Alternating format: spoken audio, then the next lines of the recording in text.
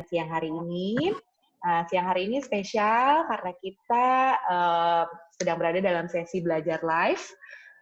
Istimewanya adalah karena kita hari ini bersama dengan pakar dari NutriFood nih, yaitu Mas siapa yo, ada yang sudah tahu, mungkin yang sudah membaca profilnya adalah Mas Andre Setiawan. Selamat siang Mas Andre Setiawan. Ya, Mbak Anggi. Ya, Mas Andre Setiawan ini merupakan Customer Development Manager di NutriFood area Jawa Timur, benar ya Mas ya? Betul.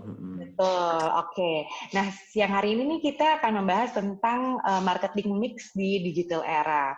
Jadi, buat teman-teman yang baru bergabung di program ini, di program ini pembahasan atau penjelasan akan dilakukan oleh Mas Andre, kemudian akan ada tanya jawab setelah itu ya. Baik, nah mungkin untuk materi sendiri, saya akan memberikan pengenalan terlebih dahulu, bahwa dalam menjalankan setiap bisnis, pastinya kita perlu memahami konsep marketing mix. Dan yang kita tahu, era digital ini menyebabkan dunia tuh berubah sangat cepat ya. Nah, gimana sih konsep marketing mix ini beradaptasi dengan perubahan dunia? Nah, ini mungkin bisa dilakukan pemaparan atau penjelasan dari Mas Andre sendiri nantinya. Yuk, kita waktu dan tempat kami persilahkan buat Mas Andre. Oke, baik. Selamat siang, Mbak Anggi, Mas Ritum, Mbak Wita. Saya bisa Mas Edwin, Mas Diola, Mas Putu, dan Mbak Melisa. Salam kenal. Tadi sudah sempat diperkenalkan. Terima kasih Mbak Anggi. Saya Andre Setiawan Omar Hadi, selaku Customer Development Manager PT NutriFood Indonesia untuk area Jawa Timur. Sebelumnya saya mengucapkan terima kasih banyak untuk sekolahmu karena sudah memberikan kesempatan untuk kita bisa collab dengan NutriFood sehingga kita bisa mengadakan sesi live sharing pada siang hari ini. Nah, tadi betul seperti yang sudah disampaikan Mbak Anggi juga bahwa di sini saya akan mengangkat tema yaitu marketing mix in digital era. Nah, sebelum saya masuk ke materinya, mungkin sekilas saya mau memperkenalkan sedikit tentang PT NutriFood Indonesia. Di PT NutriFood Indonesia ini merupakan fast moving consumer good yang bergerak di bidang makanan kesehatan, di mana kita sudah berdiri sejak tahun 1979. Jadi sudah cukup lama. Cukup lama ya, Mas. Berpengalaman. Iya. Terus saya sendiri bergabung dengan PT Indonesia sejak tahun 2009. Jadi sekarang mungkin udah sekitar 11 tahun lebih bergabung dengan NutriFood. Begitu lulus waktu itu langsung gabung ke NutriFood, akhirnya keterusan sampai sekarang gitu. Jadi ya banyak menemukan pembelajaran, akhirnya ya terus berkembang sampai sekarang masih tetap di NutriFood itu. Nah, pada siang hari ini temanya marketing in digital era. Kenapa? Karena memang sekarang kita udah masuk ke era baru, yaitu era digital. Ya, apalagi sekarang dengan adanya kondisi pandemik yang di Indonesia masuk sejak Maret yang lalu, ya era digital ini berkembang sangat cepat, dunia bergerak sangat cepat, dunia bergerak lebih cepat daripada sebelumnya. Semula yang kita bisa melakukan segala sesuatunya secara offline, akhirnya harus dilakukan secara online. Nah, itulah tentu saja ada pergeseran ilmu marketing juga supaya kita bisa beradaptasi dengan perkembangan kondisi yang ada. Di mana kalau marketing sendiri, pakemnya itu kita sebut di sini sebagai marketing mix. Nah, saya mungkin langsung share aja materinya ya. Silakan, Mas. Oke, ini materinya. Oke. Sudah masuk ya materinya ya. Ya, sudah kok. Tapi ini PDF. Sebentar, saya coba cari yang yang PPT. PPT aja ya supaya ada ininya, animasinya ya sebentar ya.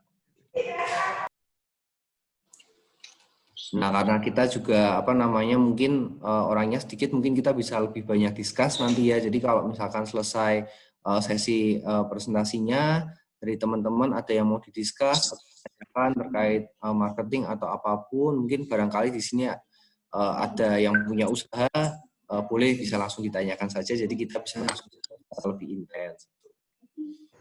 Oke, saya cari materinya.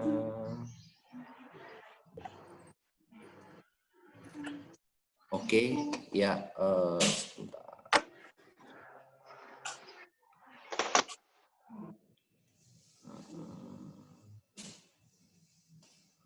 Oke, sudah masuk ya materinya ya?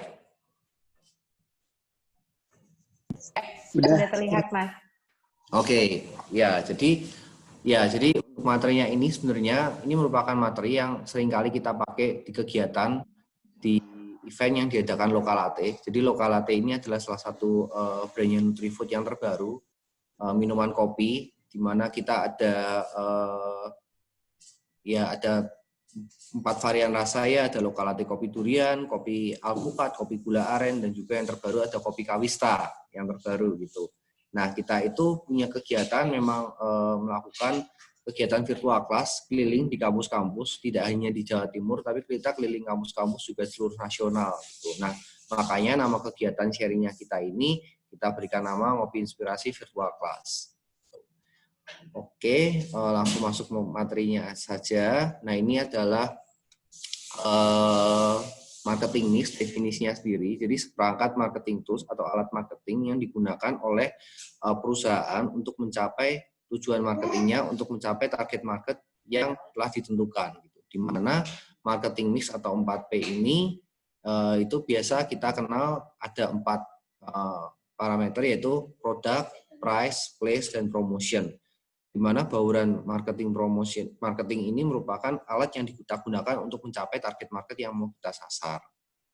Nah, kita akan langsung masuk ke produknya dulu, di mana ketika kita ngomongin produk sekarang itu kita nggak hanya ngomongin tentang hanya produknya aja, tapi kita juga ngomong berbagai parameter yang melekat pada produk itu sendiri, di mana ada variety-nya, kemudian ada desainnya, penampilannya seperti apa, nama brand-nya, packaging, service, dan kualitasnya juga menentukan.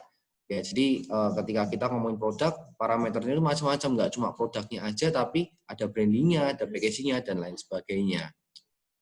Nah, ini adalah 3 tipe dari produk, di mana produk itu bisa kita kategorikan menjadi convenience good, kemudian shopping good, dan specialty good. Bedanya apa? Kalau convenience good ini satu produk-produk yang memang ya konsumen nggak butuh effort yang terlalu banyak untuk membeli gitu. Contohnya ya memang produk-produk yang ada di Nutrifood juga, termasuk Lokalate ini gitu.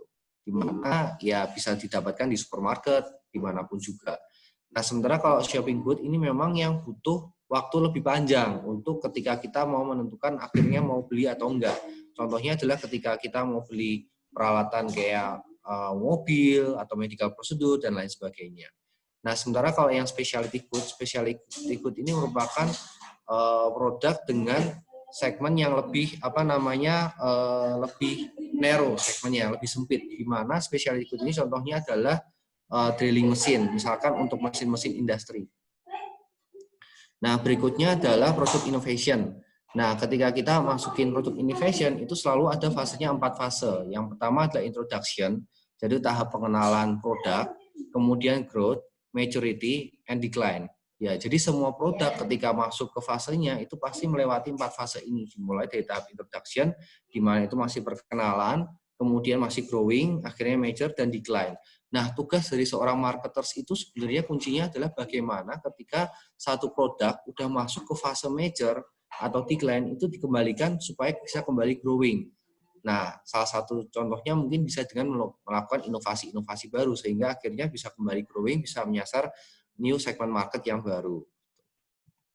Nah, ini juga di era digital ini sekarang yang paling salah satu hal poin paling penting dari satu produk adalah kemampuan produk itu untuk memiliki penampilan yang fotogenik. Gitu. Makanya ya karena sekarang di era digital hampir banyak produk yang dipasarkannya itu lewat online atau lewat sosial media gitu, sehingga ketika penampilannya itu tidak menarik akan susah mendapatkan atensi orang. Penampilannya harus dibuat semenarik mungkin sehingga akhirnya banyak orang yang bisa tertarik untuk coba produk-produk itu sendiri. Makanya produk-produk yang kita miliki, salah satunya lokal latte ini juga, kita juga punya penampilan-penampilan yang menarik, yang membuat orang tempting untuk bisa mencoba. Nah, ini adalah berbagai produk kategoris. Ya, jadi ketika ini produk kategoris, itu ada yang pertama adalah Me Too. Itu maksudnya adalah amati tiru modifikasi dari kompetitor. Contohnya ya ini Pepsi, Coca-Cola mirip-mirip gitu ya. Jadi mengamati dan meniru dan memodifikasi dari yang dimiliki kompetitor. Kalau line extension itu adalah dari menambah variasi lain dari produk yang memang sudah ada atau sudah eksis seperti itu. Sementara kalau repositioning itu adalah merepositioning produk yang lama sehingga akhirnya bisa lebih sesuai dengan kondisi yang ada saat ini. Contohnya misalkan ini logo Nike gitu kan, di repositioning sehingga akhirnya bisa tampak lebih modern, tidak old fashion gitu. Berikutnya adalah reformulation. Nah, kalau reformulation ini memang pembaruan dari sisi komposisinya aja. Jadi misalkan kita juga punya produk brand Element, ya brand Element ini suplemen tinggi protein di mana kita melakukan reformulasi proteinnya dari 23 gram menjadi 25 gram. Nah, kalau new form itu bentuk produknya baru, misalkan dulu kita awalnya hanya ada Hello School, produk Hello School itu yang powder, tapi kemudian sekarang berkembang menjadi yang ada ready to drink atau liquid. Kalau ini packaging, ya perubahan kemasan baru saja. Kalau inovatif itu sesuatu yang benar-benar baru sehingga mengubah value-nya. Ya contohnya misalkan kita sempat dengar ya di surat kabar gitu disampaikan di situ bahwa taksi konvensional Bluebird karena di masa pandemi tidak boleh ngangkut penumpang akhirnya jadi ngangkut barang. Nah itu inovasi yang benar-benar baru hingga akhirnya merubah value-nya gitu. Nah kalau kreatif ya ini contohnya handphone value-nya sama tapi memang produk-produk baru yang mengedepankan kreativitasan. Nah, ini juga salah satu background, ya salah satu case study, kenapa sih akhirnya Nutrifood berinovasi mengeluarkan brand baru yang namanya Lokal Latte ini. Karena sebenarnya kalau kita lihat memang ini menjawab coffee trends yang ada di Indonesia. Nah, ini adalah 4Wave Coffee Shop Business Indonesia, di mana kalau kita lihat dari tahun 85 sampai 2019 itu ada 4 gelombang gitu. Yang pertama adalah di mana berkembang ya kayak gerai-gerai yang memang menjual makanan tapi kopinya adalah pendampingnya. Misalkan Dunkin, ya Dunkin utamanya pasti jualnya donat. Nah, pendampingnya ini adalah kopi gitu. Kemudian berkembang di tahun 2000-an gerai-gerai yang memang spesifik untuk menjual kopi. Ya yang paling famous salah satunya adalah Starbucks. Hampir di setiap kota ada Starbucks gitu kan. Itu memang gerai yang memang spesifik menjual kopi. Dan di tahun 2012-an berkembang lagi third wave, di mana ini merupakan gerai yang menjual kopi, tapi lebih mengedepankan lebih mengeksplor cara untuk membuat kopi yang enak itu seperti apa. Contohnya di sini ada Fast Crack, Tanah Merah, Kuku gitu. Nah kemudian berkembang sekarang, ya mungkin kita kalau siang-siang itu sekarang sering banget lihat-lihat di GoFood atau GrabFood cari minuman kopi gitu. Ada kopi kenangan, kopi janji jiwa, pulau fore, dan lain sebagainya. Nah ini adalah yang fourth wave, di mana di sini berkembang kopi-kopi yang ready to go. Jadi bisa langsung diantar ke rumah atau ke tempat kerja kita, dan harganya relatif lebih murah. Karena memang ya kompetisinya sangat luas, banyak banget gitu jenis-jenisnya, sehingga akhirnya harganya pun banyak yang memilih segmen dengan harga yang lebih murah gitu. Nah, ketika kita lihat market size kopi di Indonesia itu bertumbuh sangat besar, sehingga akhirnya ketika kita lihat trennya sendiri juga di kopi-kopi ini semakin banyak kombinasi kopi dengan berbagai macam. Ada kopi matcha, ya kan, ada kopi alpukat, salah satu yang paling banyak diminati orang, dan akhirnya dari situ kita mengeluarkan Lokal Latte, di mana Lokal Latte ini merupakan produk kopi dalam bentuk saset tapi rasanya nggak kalah dibandingkan kopi kekinian. Ya, kalau misalkan kita biasa beli kopi kekinian, itu harganya mungkin sekitar ya 20-25 ribu. Sekarang Lokal Latte ini satu saset hanya 1.500. Sehingga akhirnya ya dengan harga effort yang lebih kecil, sekarang konsumen bisa membuat kopi sendiri di rumah. Seperti itu. Termasuk kenapa namanya kita beri nama Lokal Latte, karena kita memang mengangkat kopi-kopi lokal yang ada di daerah. Salah satu contohnya adalah varian pertama kita, kopi durian. Kopi durian ini banyak terdapat di daerah Sumatera. Banyak juga di Kuala Lumpur gitu, di luar negeri, karena kan batasannya. Nah, akhirnya supaya orang di seluruh Indonesia bisa menikmati rasa nikmat dari kopi durian, akhirnya kita mengeluarkan lokal latte kopi durian ini. Gitu. Nah, ini adalah salah satu contoh study case background kenapa akhirnya Nutrifood berinovasi untuk mengeluarkan brand baru yaitu lokal latte. Nah, berikutnya adalah ketika kita sudah bahas produk, kita bahas dari price atau penentuan harga.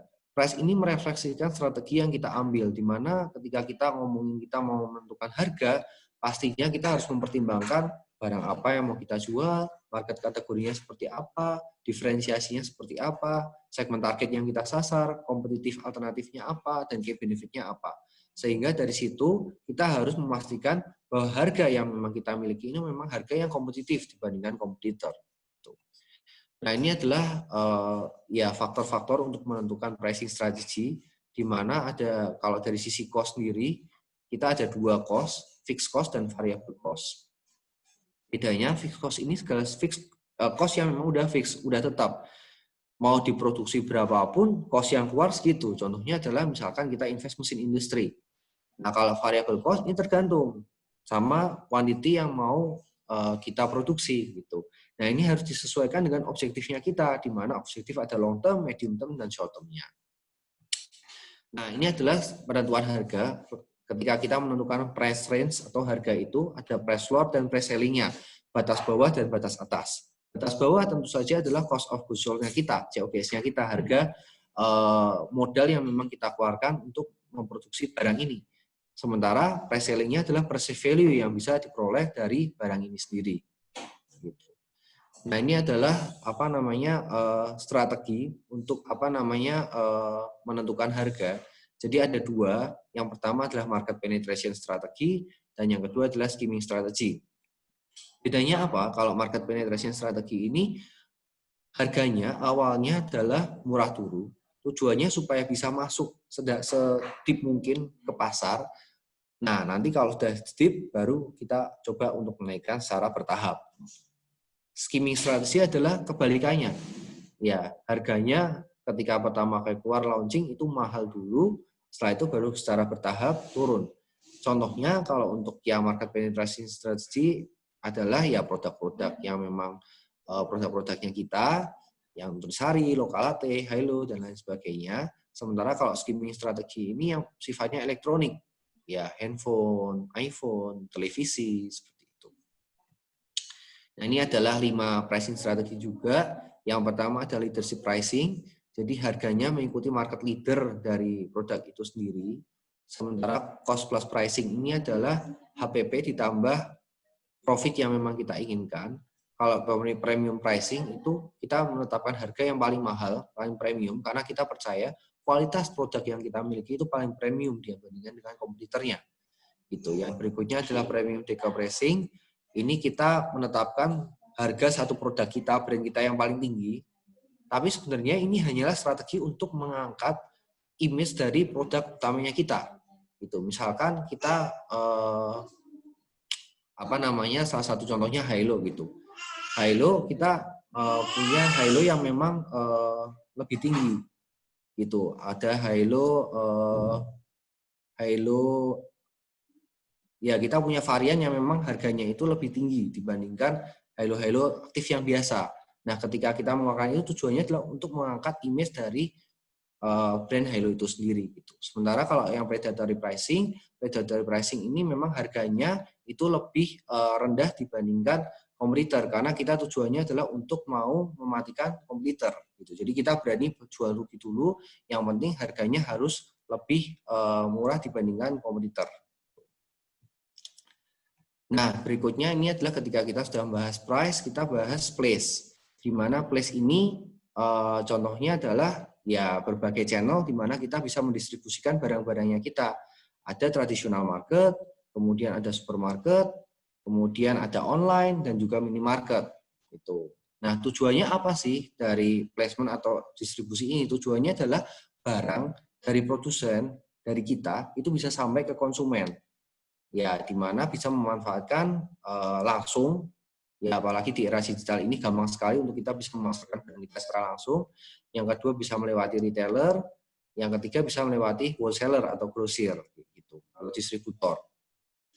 Macam-macam. Tapi tujuan utamanya adalah barang dari produser bisa sampai langsung ke konsumen. Gitu. Nah, berikutnya ini adalah ketika kita ngomongin di era digital sekarang itu, ya yang paling berkembang itu adalah online channel. Gitu. Di mana online channel ini memang ada 3 tipe. Yang pertama adalah e-commerce. Contohnya ada Tokopedia, JDID, dan lain sebagainya, banyak sekali. Yang kedua adalah online delivery, karena sekarang cukup berkembang platform-platform online delivery seperti GoFood, GrabFood, bahkan di area-area yang GoFood dan GrabFood belum ada platform online delivery yang lebih lokal gitu. Dan berikutnya yang paling gampang adalah memanfaatkan sosial media. Makanya sekarang itu ketika kita lihat anak-anak baru yang baru lulus itu banyak sekali yang langsung jadi CEO atau entrepreneur, karena memang gampang sekali untuk mereka menciptakan produk dan kemudian menjualnya lewat sosial media pribadinya. Tapi memang kalau kita ngomongin sosial media, ruang lingkupnya memang lebih terbatas dibandingkan yang lain. Nah, berikutnya setelah kita ngomongin tadi placement, berikutnya adalah promotion. Di mana promotion itu harus 360 degree. Maksudnya apa? Ini harus inline antara ATL, BTL, dan TTL-nya. ATL itu above the line, BTL below the line, TTL itu through the line. Di mana contoh-contoh marketing, contoh-contoh promosi itu ada in-store activation, aktivasi yang dilakukan di toko, lewat TV, radio, atau majalah, kemudian lewat outdoor, kemudian PR, event, customer promo, trade promo, dan lain sebagainya gitu. Di mana inti dari promosi ini adalah bagaimana kita bisa mengkomunikasikan ide-ide atau mengkomunikasikan keunggulan yang dimiliki oleh produknya kita, sehingga akhirnya produknya kita itu bisa menjadi satu produk yang diinginkan atau dibutuhkan oleh konsumen. Nah, awalnya gimana ketika kita bisa menciptakan komunikasi, menciptakan ide-ide itu? Tentunya adalah lewat customer insight atau proses untuk menggali apa yang dibutuhkan dan apa yang diinginkan dan relevan dengan kebutuhan konsumen saat ini. Nah, berikutnya ini adalah promotion type-nya, di mana ada marketing communication mix, itu ada advertising, event, PR, direct marketing, sales promotion, nanti di belakang ada penjelasannya. Dan yang tadi saya jelaskan promotion type ada ATL above the line, BTL below the line, dan TTL through the line. Above the line itu adalah promosi, bentuk-bentuk promosi yang memang satu arah, tidak bertemu dengan konsumennya. Contohnya adalah lewat televisi, radio, dan lain sebagainya. Tapi kalau yang BTL atau below the line itu yang memang langsung dirasakan oleh konsumen. Contohnya sales promotion, diskon, kupon, voucher, dan lain sebagainya. Nah, sebenarnya TTL ini adalah through the line. Jadi dia sebenarnya dua arah tapi tidak ketemu langsung dengan konsumennya. Contohnya adalah lewat sosial media, di mana kita juga sekarang lihat banyak brand-brand yang memang sudah memiliki platform sosial media. Seperti itu. Nah, berikutnya adalah jenis tipe-tipe dari promosi itu sendiri. Di mana tipe-tipe promosi itu ada advertising, ya ini iklan, yang menggunakan berbagai platform media. Sementara direct marketing ini adalah ya menawarkan produk secara langsung. Kalau sales promotion ini sifatnya yang short term, misalkan kupon atau voucher. Kemudian PR itu adalah yang menggunakan media publik atau sekarang banyak orang jadi key opinion leader, KOL, endorsement, karena bisa mempromosikan lewat Instagram juga. Dan berikutnya adalah sponsorship. Kalau sponsorship contohnya misalkan ada satu sekolah atau kampus mengadakan program, terus kita support sponsorship, kita bisa branding di sana, misalkan seperti itu. Nah, contohnya lagi adalah Lokalate. Ini study case-nya, di mana target marketnya Lokalate ini memang anak sekolah atau kuliah yang sering lembur untuk mengerjakan tugas-tugas. Nah, kita lihat, karena target marketnya ini adalah sekolah anak kuliah, akhirnya kita cari ide apa, komunikasi ide apa yang kira-kira cocok dengan segmen anak sekolah atau kuliah. Nah, di mana anak sekolah atau kuliah itu, apalagi sekarang pembelajarannya dari rumah, itu pastinya banyak dapat tugas-tugas dari guru-gurunya atau dosennya. Nah, ketika banyak tugas, pasti sering lembur juga. Makanya kita coba mengkomunikasikan ide, tagline-nya kita adalah Sobat Melek Gue. Seperti itu. Yang harapannya Lokalate ini bisa menjadi temannya kita ketika kita mau mengerjakan tugas-tugas. Nah, ini adalah contoh iklan Lokalate yang sempat waktu itu tayang di televisi juga. Saya coba tampilkan.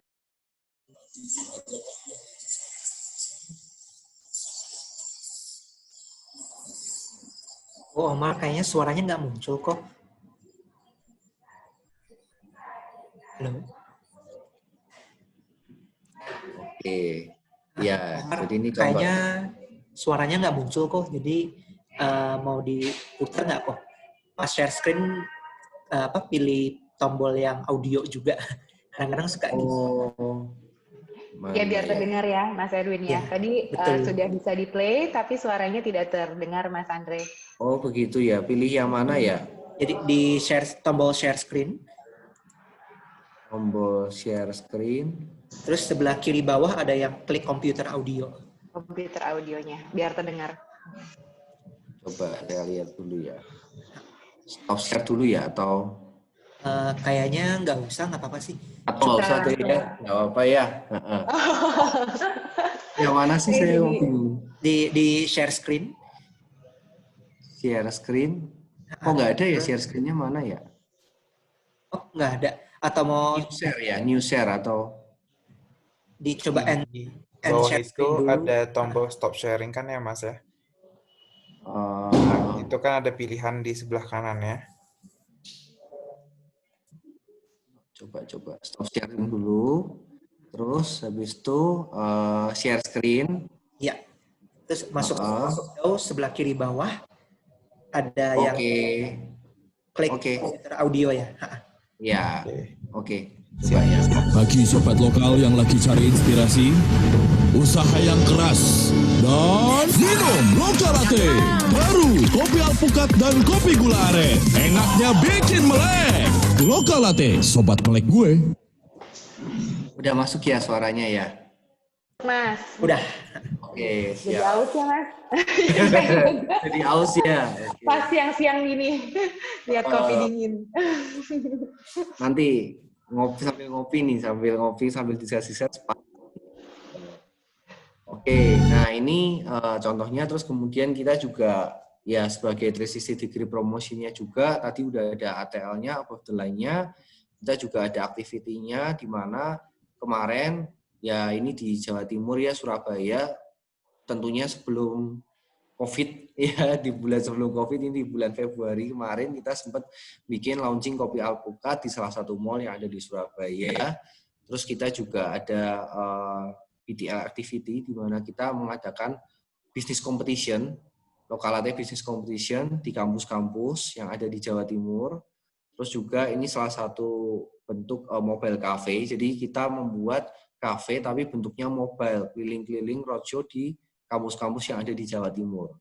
Jadi ketika kita bikin 360 degree promotion itu harus inline semuanya antara ATL, BTL, dan rute lainnya, di mana Lokalate juga ada sosial medianya juga. Nah, kemudian sekarang ini karena kita lagi ya dalam kondisi pandemik, ya meskipun udah new normal, tapi sekarang itu ya kita lagi banyak mengadakan kegiatan-kegiatan seperti ngopi inspirasi live series, di mana ini langsung live di IG-nya Lokalate. Ya ini salah satu pembicaranya juga termasuk CEO-nya kita, Bapak Martiwu juga sempat jadi pembicara sharing di kegiatan ngopi inspirasi live series-nya ini. Jadi kalau misalkan teman-teman mungkin follow IG-nya Lokalate, bisa coba follow, itu sering nanti dapat informasi terkait ya pembicara-pembicara yang memang kita undang dalam kegiatan ngopi inspirasi live series-nya ini. Ya, moga-moga habis ini bisa cobain follow semua. Nah, ini conclusion-nya untuk 4P sendiri, product, price, and promotion, di mana kalau kita analogikan seperti marketers yang sedang mancing, ya kan, target market atau customer itu ikannya, ya kita adalah marketernya, produknya itu adalah umpannya, ya kan, tali pancingnya, price-nya, alatnya, promotion, tempat kita berdiri itu adalah place. Gitu. Nah, sekarang di era digital ini sendiri, kita mengalami pergeseran dari konsepnya dari 4P menjadi yang namanya 4C. Mirip-mirip tapi beda. Di mana bedanya produk bergeser menjadi customer value. Ya maksudnya di sini kalau dulu kita bikin produk itu tergantung kita punyanya alat apa atau kita bisa bikinnya apa. Sekarang itu kita harus mulai dari sisi konsumennya dulu. Kita harus melihat apa sih sebenarnya yang konsumen kita inginkan, apa yang konsumen kita butuhkan, baru kita melihat value-nya itu. Nah, kemudian price itu beralih menjadi cost. Bedanya kalau price itu ya tadi harganya kita yang nentuin, tapi cost kita harus melihat bagaimana harga barang kita bisa sampai ke konsumen dengan cost yang seminim mungkin. Jadi cost ini adalah biaya yang dibutuhkan untuk memperoleh barangnya kita. Kita harus melihatnya dari sisi itunya. Apalagi sekarang di era digital sangat possible sekali, sangat bisa sekali buat kita untuk bisa memotong cost distribution, di mana sangat gampang untuk kita bisa memasarkan produk kita secara langsung dengan melalui berbagai platform online. Berikutnya adalah place, itu berubah menjadi convenience. Kita harus menyesuaikan barang apa yang mau kita barang atau jasa apa yang mau kita produksi, kita sesuaikan target marketnya dan kita tentuin target marketnya ini akan convenience untuk bisa dapat barangnya kita lewat platform apa kayak gitu. Nah, kita harus menyesuaikan dengan ya convenience-nya dari target marketnya kita itu sendiri. Dan promotion juga bergeser menjadi communication. Kalau promotion ini mungkin lebih satu arah, communication lebih dua arah.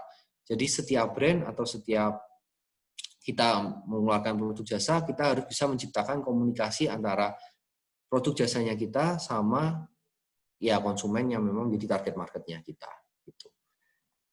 Nah ini kemarin kita juga sempat ngadain promo khusus, tapi ini Jawa Timur, jadi karena sekarang segala sesuatunya itu online, jadi kalau dulu biasanya kita ngisi seminar di kampus-kampus itu kita ada booth-nya sendiri di mana nanti mahasiswa atau mungkin anak-anaknya bisa langsung cobain di booth-nya kita. Sekarang kalau mau nyobain, kita kerjasamanya sama marketplace, salah satunya adalah JDID, dan juga kita sempat kolaborasi juga dengan merchant-merchant online yang ada di GoFood atau GrabFood. Oke, demikian materi marketing mix in digital era yang ingin saya sharingkan pada siang hari ini. Semoga materi ini bisa membawa manfaat buat teman-teman semua.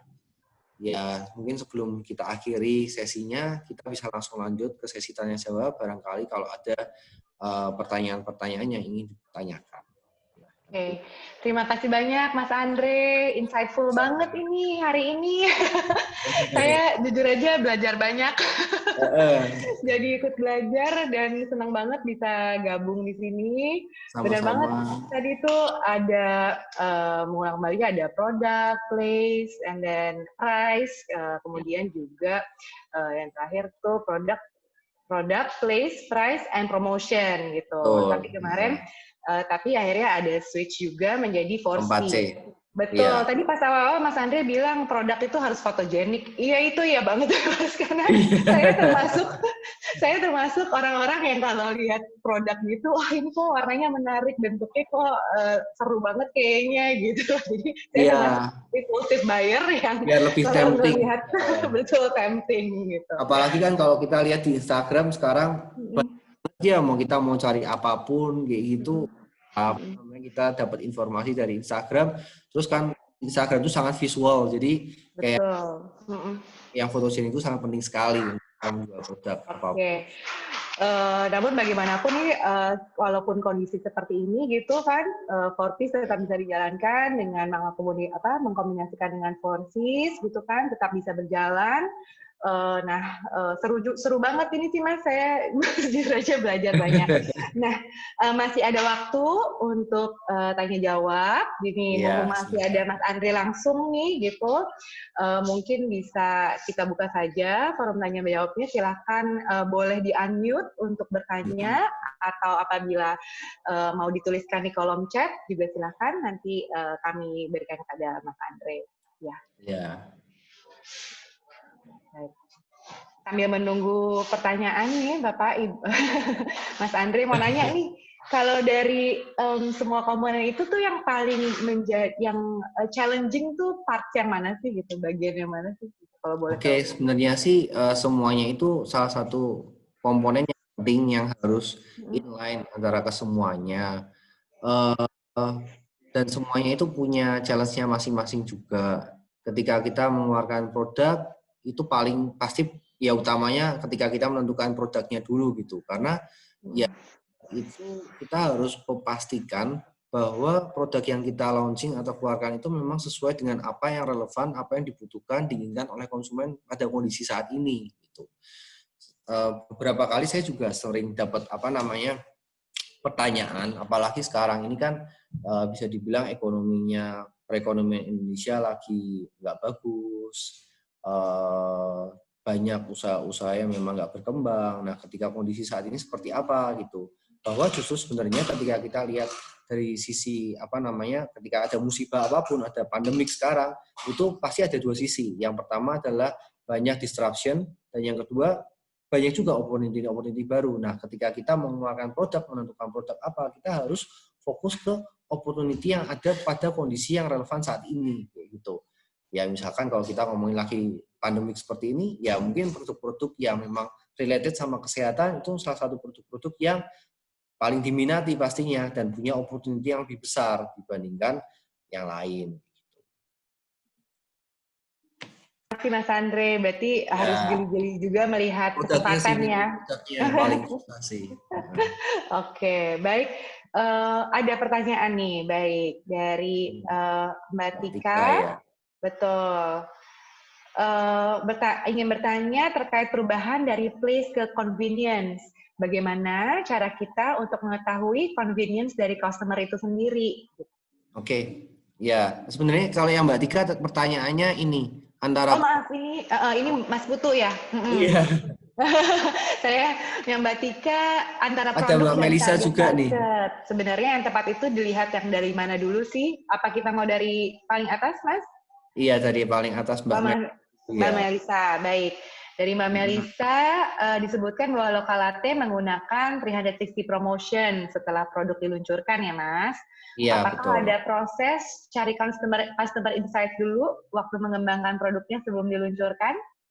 Iya, terima kasih Mbak Melisa. Ya pastinya kita ada proses customer insight dulu ketika kita mengeluarkan brand apapun yang di-launching oleh Nutrifood. Karena memang customer insight ini salah satu step yang sangat penting sekali untuk kita melihat sebenarnya apa sih yang dibutuhkan dan diinginkan konsumen. Dan ketika kita membuat produk ini, kita juga harus menentukan dulu. Kita ada test marketnya dulu gitu. Apakah produknya ini oke, misalkan dari sisi tesnya, kemudian dari sisi appearance atau penampilannya, packagingnya, kita ada beberapa opsi yang paling menarik yang mana. Itu memang ada tahapan-tahapan yang harus dilalui sehingga akhirnya kita memutuskan, oke, kita launch produk ini. Seperti itu. Jadi memang customer insight ini salah satu step, langkah yang sangat penting ketika kita mau mengeluarkan satu produk apapun juga gitu. Karena kita harus bisa melihat apa yang dibutuhkan dan diinginkan oleh konsumennya kita. Oke. Terima kasih Mas Andre. Jadi penting untuk melakukan consumer insight dulu ya untuk menentukan kira-kira sesuai atau produk apa yang bisa kira-kira berguna gitu. Oke. Pertanyaan selanjutnya itu dari Mbak Tika ya. Mbak Tika, betul. Iya. Ya, sebenarnya kalau produk dan target market kita memang sekarang ini kita harus lihat dari sisi target marketnya dulu.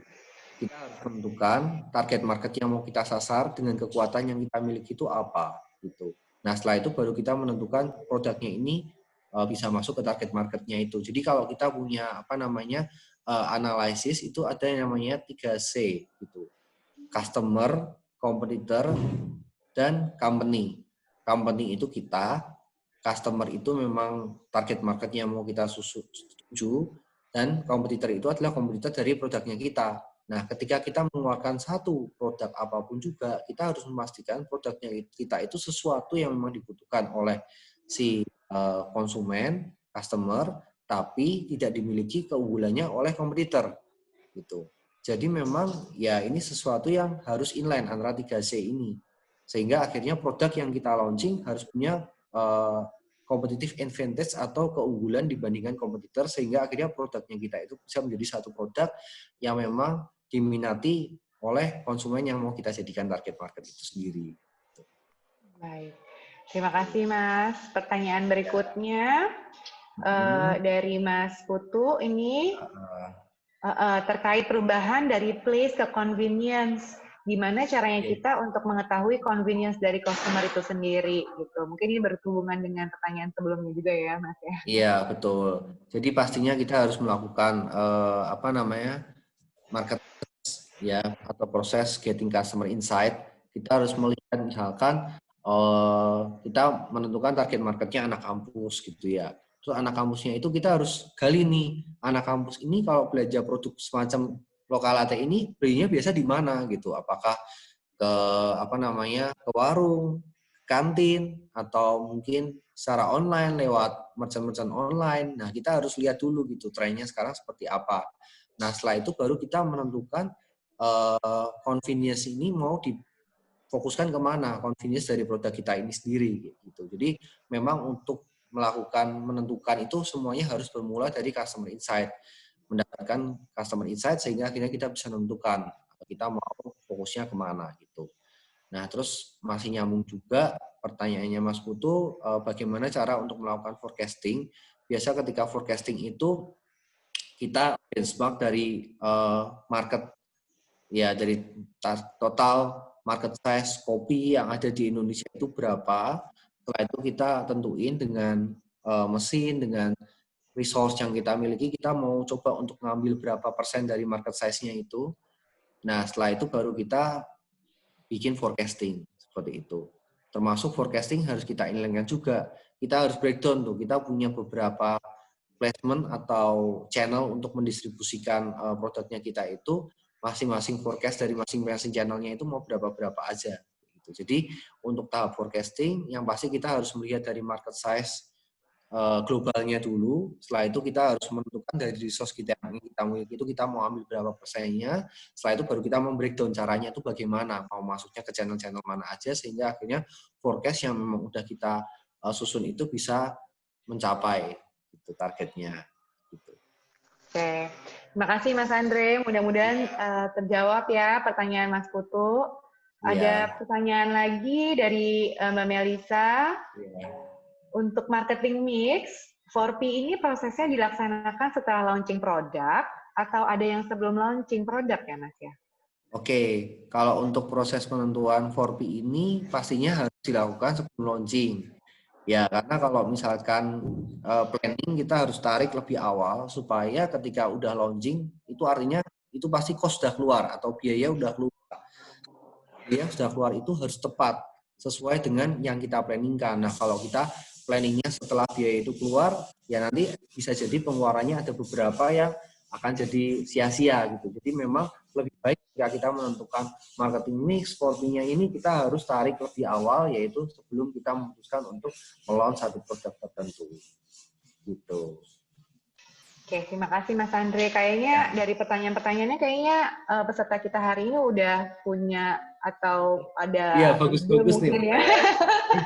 Atau mungkin ada usaha yang sedang berjalan atau baru dimulai mungkin ya gitu. Yeah. Oke, kita masih ada waktu. Silakan ditanyakan apabila ada pertanyaan yang masih ingin ditanyakan langsung kepada Mas Andre. Iya, boleh. Ini prosesnya ini kalau misalnya yang saya mau tahu, kalau misalnya tadi kan di awal ya kita merencanakan si 4P ini, kalau sudah berjalan gitu, apakah mungkin untuk melakukan adaptasi tertentu atau modifikasi tertentu? Iya, gitu? Iya pastinya kita harus mereview terus ketika udah memplanningkan 4P, terus kemudian kita menjalankan, mengaplikasikan, kita harus ada review. Nah, ketika reviewnya itu memang tidak sesuai dengan apa yang kita expect atau harapkan, tentunya kita harus merubah planning. Salah satu contohnya sekarang itu merupakan ya banyak usaha-usaha apapun yang akhirnya berubah haluan banding setir gitu, apalagi sesuatu yang memang tidak diprediksi oleh orang-orang gitu. Nah itu sangat possible banget, sangat memungkinkan banget ketika kita memang melihat ternyata nggak sesuai dengan planning yang udah kita setting, akhirnya kita harus putar setir atau merubah planning 4P yang memang udah kita buat di awal. Oke. Nah, itu berapa lama tuh Mas? Maksudnya apakah ada, biasanya kalau dari pengalaman Mas Andre sendiri, apakah ada rentang waktu tertentu gitu kan? Mungkin ketika penetrating Oke. produknya, atau ketika baru launching gitu, atau ada bulan-bulan tertentu, beberapa kurun waktu tertentu kah gitu, Iya, sampai biasanya akhirnya sih memutuskan. kita ada dua kategori ya, short term monitoring dan long term monitoring. Kalau Hmm.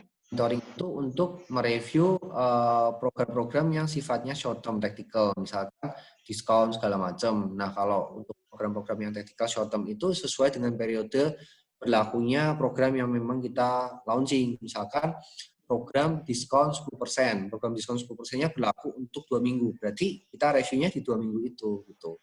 Oke. Ngomongin long term monitoring itu kita tarik lebih panjang, misalkan 1 semester 1 tahun dari seluruh planning program-program yang kita lakukan selama setengah tahun, result secara globalnya seperti apa terhadap brandnya ini, apakah sesuai harapan atau enggak. Jadi memang untuk review tergantung ada 2 jenis, yaitu short term dan long term monitoring. Oke, terima kasih Mas Andre. Ya. Oke. Nah, terakhir deh, pertanyaan terakhir. Nah, mungkin buat teman-teman yang berencana membuat usaha atau sudah punya usaha, mungkin ada produk tertentu atau yang ingin sudah mulai dijalankan gitu. Nah, kalau Lokal Latte sendiri kan itu scale up ya, besar gitu. Nah, kalau Iya. misalnya buat yang baru memulai gitu, apakah harus memasukkan semua gitu, kayak promotionnya, atau apakah ada pilihan tertentu gitu yang bisa didahulukan? Ya, pastinya sih harus inline antara 4 komponen itu sendiri, karena memang 4 komponen ini segala sesuatu yang saling bertautan atau berkaitan. Nah, pastinya ketika kita mau membuat satu bisnis baru, selain kita harus menentukan 4P, sebelumnya itu kita harus menentukan adalah STP atau segmenting, targeting, and positioning-nya juga. Di mana ini ya segmenting itu mensegmentasi market, jenis segmentasi bisa dari habit yang disebut psychographic segmentation, bisa dari gender, pria wanita, dan lain sebagainya. Setelah itu adalah targeting, kita menentukan targetnya itu siapa yang mau kita sasar, dan akhirnya positioning. Positioning itu adalah kita melihat dari target market yang kita sasar, apa yang mereka butuhkan, apa yang kita inginkan, kita harus isi dengan positioning di produknya kita, sehingga akhirnya positioning produknya kita itu harus sesuai dengan apa yang diharapkan atau diinginkan oleh si konsumen itu sendiri. Nah, setelah kita menentukan STP-nya itu, baru kita masuk ke tahapan yang 4P-nya ini, marketing mix, di mana kita Oke. apa, price, place, dan promosinya. Oke, aduh makasih banyak nih Mas. Oh, ini Iya, masih ada pertanyaan lagi. boleh. Dari Mbak Melisa. Oke. Oh iya, Eh, oke. Ini konteksnya menggunakan marketing mix 4P untuk menjual produk. Menurut pengetahuan Mas Andre saja, apakah marketing mix bisa dipakai untuk menyewakan produk? Jadi bukan jual, tapi lebih ke subscription. Bisa nggak tuh, Mas? Bisa Makasih, Mbak juga. Melisa. Ya, makasih. Bisa juga, karena memang ketika kita menyewakan pun, kita bisa menentukan produk apa yang kita sewakan, kita setting harganya berapa, pastinya benchmark dengan persewaan yang lain, kemudian kita menentukan mau menyewakan itu gimana gitu, apakah promonya di online atau mau promo lewat apa kayak gitu. Nah, itu harus ditentukan 4P-nya memang benar juga meskipun kita nggak menjual. Termasuk sebenarnya subscription ini juga pasti related dengan 4P, di mana kuncinya adalah kita harus menentukan komponen-komponen marketingnya dulu, sehingga akhirnya bisnis apapun, baik itu menjual atau menyewa, bisa jalan, bisa sesuai dengan apa yang kita harapkan. Jadi sama bisa juga. Bisa juga. Makasih Mas Andre. Mungkin pertanyaan terakhir di siang hari ini dari Mbak Intan. Halo Mas, saya mau tanya promosi produk yang paling efektif dan minim biaya yang seperti apa ya? Jika menggunakan media sosial pribadi biasanya membutuhkan waktu yang lama untuk dikenal masyarakat. Gimana tuh Mas Andre? Memang benar sih, kalau yang paling gampang pastinya pakai media sosial pribadi. Cuma memang media sosial pribadi ini jangkauannya itu lebih kecil karena tergantung dengan kita punya temennya berapa banyak seperti itu, dan itu kan memang nggak terlalu luas gitu. Sebenarnya kalau di skala besar itu memang kita ada istilah cost per contact. Bagaimana ketika kita membuat promosi, cost per contact-nya harus kecil mungkin gitu. Nah, mungkin kalau misalkan di skala yang lebih besar, cost per contact yang paling kecil itu adalah lewat iklan TV gitu. Tapi memang ketika iklan televisi, experience-nya itu juga lebih kecil dibandingkan ketika kita langsung melakukan event dan bersinggungan langsung dengan konsumen gitu. Tapi tentunya ketika kita lihat bentuk promosi apa sih yang paling efektif dengan biaya yang paling minim, kita harus kembali lagi gitu. Kita mau nyasarnya siapa target marketnya, produknya apa juga. Nah, kita harus melihat dari target market yang kita sasar itu, yang paling efektif itu bagaimana supaya mereka bisa kenal sama produknya kita gitu. Misalkan nih kita ngomongin lokal latte. Nah, lokal latte sendiri karena targetnya ini adalah anak kampus, makanya pastinya ketika kita bikin aktivasi promosi, ya kita akan lebih banyak langsung masuk ke kampus-kampus itu, misalkan sponsorship dan lain sebagainya. Jadi memang mungkin bisa dihitung dari berbagai alternatif bentuk promosinya apa aja, dihitung cost per kontaknya. Cost adalah biayanya, kontak adalah jumlah orang yang berhasil dikontak melalui programnya kita. Seperti itu. Nah, nanti dilihat cost per kontaknya yang paling kecil apa, dan mungkin bisa dibandingkan juga dengan impact-nya. Yaitu yang tadi saya sebut short term monitoring-nya, dilihat yang paling berimpact itu apa kayak gitu. Jadi memang harus dicoba-coba juga pastinya, Mbak Intan. Terima kasih banyak Mas Andre. Mudah-mudahan menjawab pertanyaan Mbak Intan ya. Oke. Ya. Baik. Iya. Terima kasih Mbak Intan. Nah, pastinya banyak pembahasan seru juga yang bisa diikuti di dalam program. Jadi mungkin bisa diikuti atau diselesaikan program pembelajaran yang sudah terdapat di sekolahmu. Nah, siang hari ini juga kita mau ada informasi ya dari Mas Rido mengenai program-program Nutrifood lainnya yang seru-seru juga gitu. Jadi bukan hanya satu ini nih, 4Piece Marketing Mix ini, tapi ada juga nih Hustle Bustle After Graduation. Silakan Mas Rido. Teman saya ini. Oh gitu, oke. Ya. Jadi kita juga ada program Hustle Bustle After Graduation sama temannya Mas Andre, ini pastinya juga profesional, ini pakar Nutrifood juga yang berpengalaman sebagai brand manager Elmen dan Lokal Latte. Oh jadi barengan satu produk ya Mas ya? Iya, kalau saya handle Jawa Timur, kalau masih saya ini brand Lokal Latte untuk nasional. Oke, jadi kalau ini mungkin yang tertarik silahkan ikuti programnya. Ada di sekolah.mu, kemudian judulnya Hustle Bustle After Graduation. Pastinya seru banget juga nih, karena dari programnya Mas Andre sendiri aja hari ini tuh kita dapat insight banyak banget. Bisa belajar langsung dari pakarnya. Oke, ada lagi Mas Rido, program satu lagi?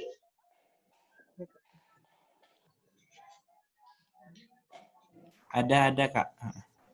Baik. Iya. Ya. Sebentar. Ya.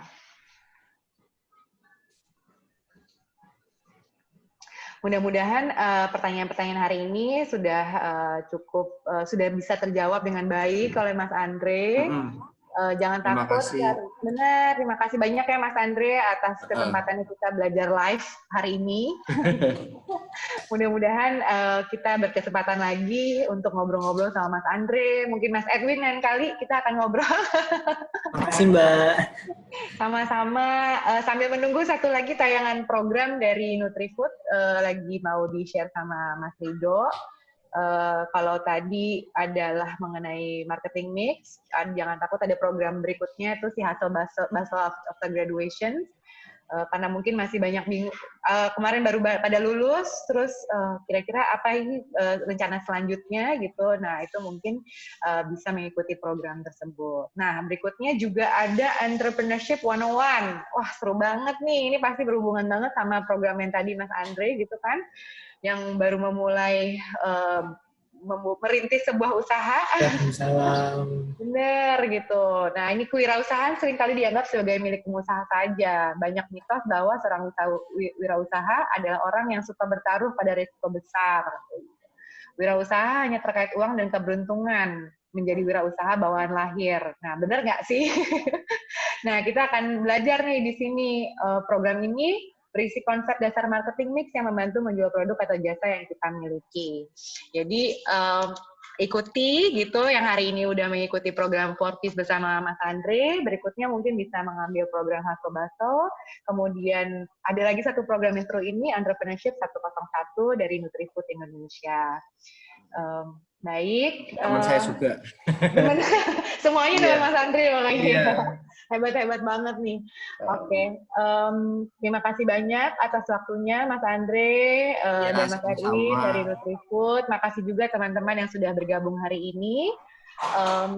Pembelajaran hari ini bisa juga didapatkan di dalam program. Jadi kalau mungkin mau dengar-dengar lagi, mau review lagi penjelasan dari Mas Andre, nanti bisa didapatkan di dalam program.